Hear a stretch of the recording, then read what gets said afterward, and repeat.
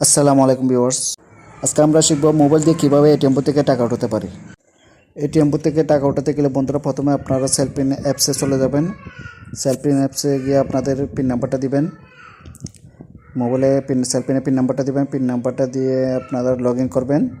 Log in করে আপনাদের একটা সেলফিন ডিসপ্লেতে নিয়ে আসবে। তারপর এখান থেকে ক্যাশ বুথে ক্লিক করবেন। ক্যাশ বুথে ক্লিক করে এটিএমে যাবেন। এটিএম থেকে সেলফিন আছে নাকি অ্যাকাউন্ট আছে, অ্যাকাউন্ট নাম্বার সিলেক্ট করবেন। তারপরে অ্যামাউন্ট নাম্বার দিবেন, কত টাকা উঠাবেন ওটা দিবেন। তারপর কুপন নাম্বারটা দিবেন, সেলফিনে কুপন নাম্বারটা দিয়ে আপনারা লগ ইন করবেন। একটা ওটিপি আসবে ব্যাংকের মোবাইলে, এটা এসে তারপর একটা টোকেন নাম্বার ফেজ আসবে, টোকেন নাম্বারটা দেবেন। টোকেন নাম্বার সংগ্রহ করবেন, এটা এটিএম বুথে লাগবে আপনার। তারপর আপনারা এটিএম বুথে যাবেন।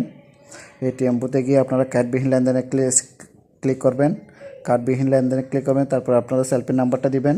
সেলফিন মোবাইল নাম্বারটা দিয়ে আপনারা লগ ইন করবেন। পরবর্তী ধাপে যাবেন।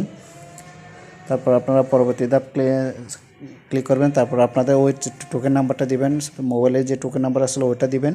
ওটা দিয়ে আপনার পরবর্তী ধাপে যাবেন। পরবর্তী ধাপে গিয়ে আপনারা টাকার পরিমাণটা দিবেন, কত টাকা উঠাবেন ওটা দিবেন। ওটা দিয়ে আপনারা সঠিক হলে সঠিকটা দিবেন। সঠিক দিয়ে অনুগ্রহপূর্বক অপেক্ষা করবেন। তারপর আপনার মোবাইলে একটা ওই সিমে একটা ওটিপি যাবে, ওটিপিটা ওখানে দিবেন। ওটিপিটা দিয়ে আপনারা পরবর্তী ধাপে যাবেন। পরবর্তী ধাপে গিয়ে আপনারা ওটিপিটা সিলেক্ট করবেন। ওটিপিটা দেওয়ার পর ওকে বন্ধুরা, আমার ভিডিও ভালো লাগলে চ্যানেলটি সাবস্ক্রাইব করবেন।